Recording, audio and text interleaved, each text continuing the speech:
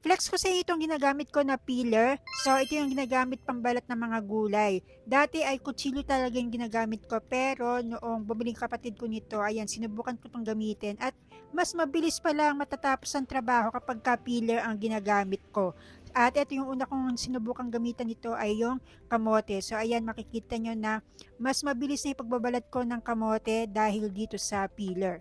At ito ay naka-play speed kasi para mas mabilis yung video. Pero sulit gamitin itong peeler na to at ay makikita nyo na double yung peeler.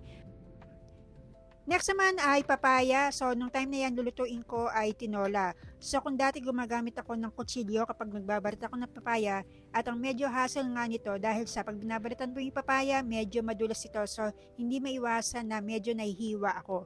Pero nung sinubukan ko itong peeler, hindi ko ina-expect na mas safe pala itong gamitin kasi nga, ayan, nahawakan mo lang yung handle and then mas mabilis pa yung trabaho. Kaya, sulit ang paggamit ko ng peeler nung ginamitan ko ng peeler itong papaya. At kahit medyo malaki ang papaya, mas maganda pa rin gamitan ng peeler kasi ayan, mas napabilis yung trabaho ko nito at hindi ako nahiwa dito dahil nga peeler ang ginamit ko pambalat sa papaya.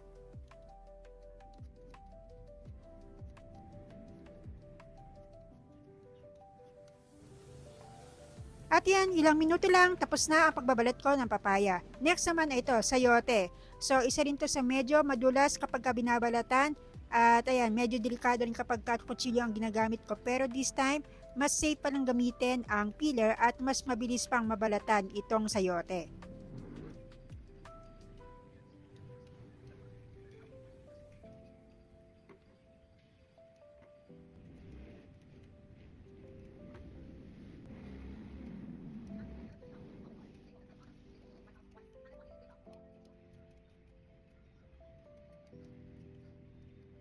At eto, nabalatan ko na ang sayote. Next naman ay itong carrots.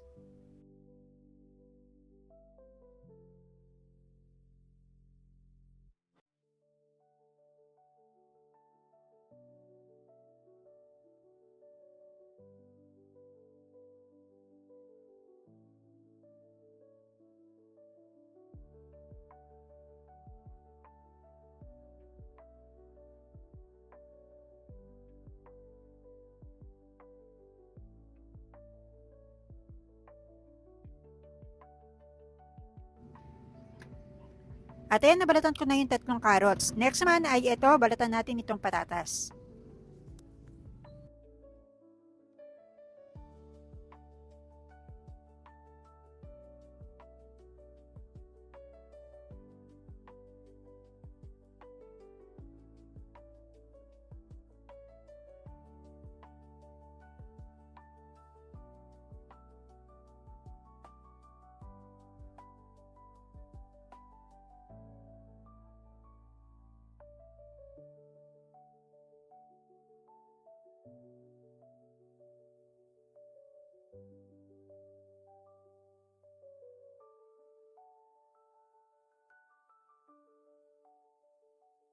At ito, pag-run lang na ilang minuto, nabalatan ko na itong patatas at yung carrots. Kaya sa mga nasanay dyan na gumamit ng kutsilyo, katulad ko, so inang tradisyon, di ba, pag nagbabalat tayo ng gulay or prutas, palaging kutsilyo ang ginagamit natin sa pagbabalat.